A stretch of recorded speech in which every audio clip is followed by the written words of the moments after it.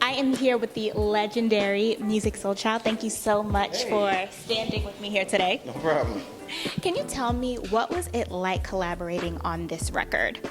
Oh, it was fun. I really enjoyed it. I was honored to be a part of it. Shouts out to Sherod Virtuoso. He's also the homie. He plays in my band. He's a guitar player, and I'm just grateful that I can, be a part of his journey. It's a really cool song. I think it's something that's necessary and needed vibe-wise. It just feels good, and I've been having a good time shooting this video with him too.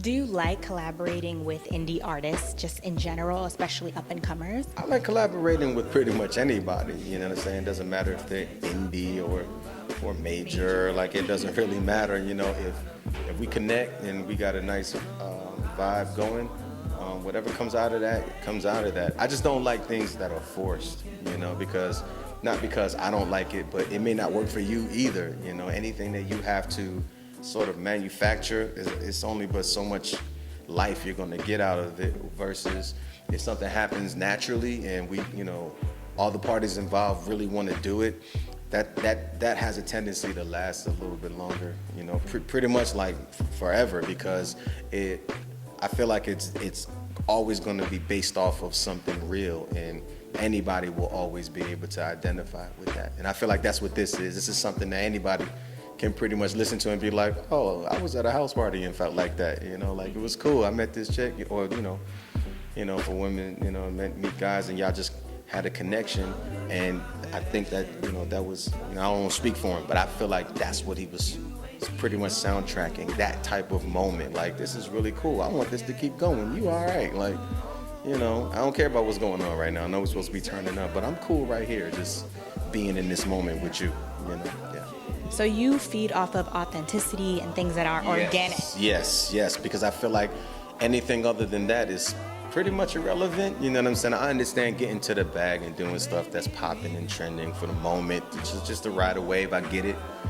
However, being at it for a while, I've had the time to realize that it's more important to have a very authentic purpose and an authentic reason why you're doing what you're doing, because it's always going to remind you, oh, that's the reason why I did that, and things and people will, be a reminder of that for you, because they're going to come up to you and be like, yo, it's something about that record that's because I just put my soul into it. That's why. So yeah, I'm definitely drawn to things that happen more organically, things that have a high level of authenticity, and some type of purpose that serves more than just us, the artists, because we're public servants, so we're really doing it for you.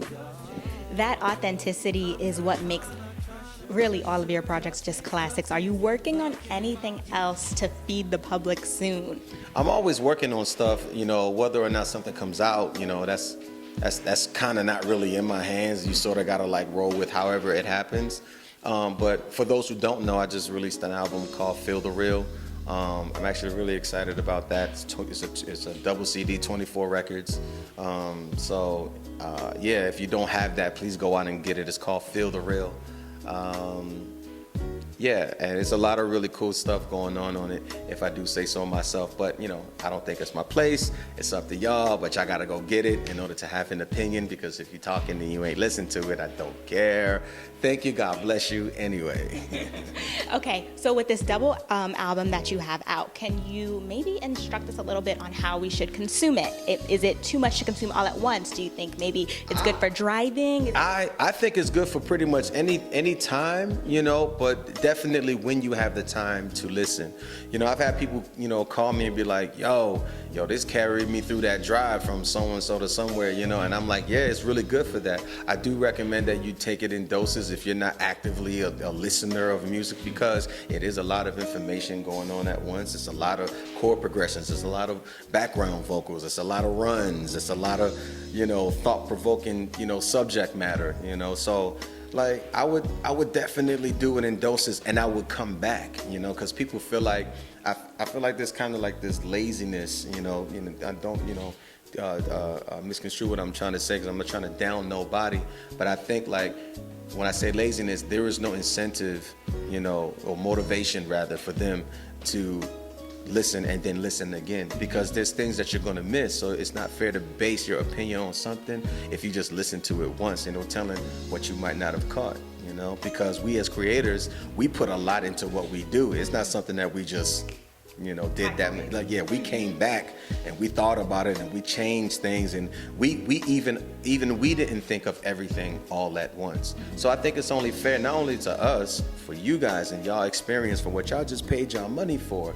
Like, I know some people like clothes. Like, some people will buy an expensive outfit and only wear it once. Personally, I don't think that that's, Right. economical. You know what I'm saying? So I highly encourage people, like, if you like something, go in and listen to it again. You'd be surprised what you hear the next time.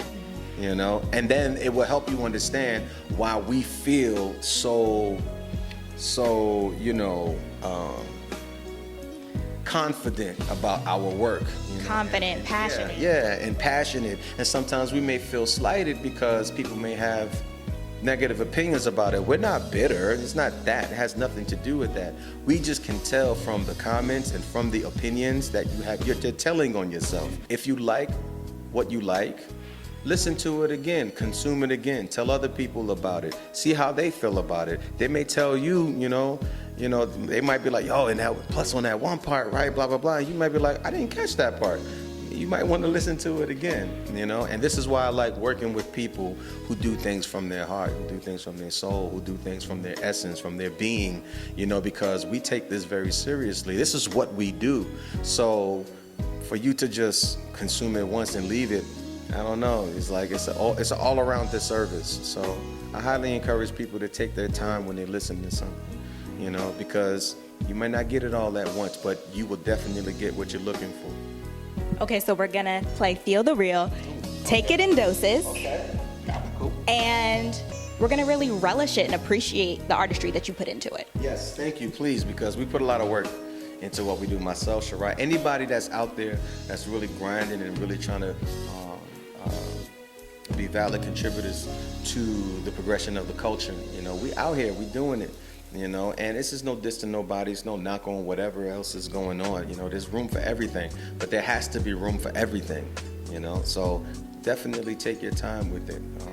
Don't expect that don't think that don't allow yourself to believe that you know what to expect.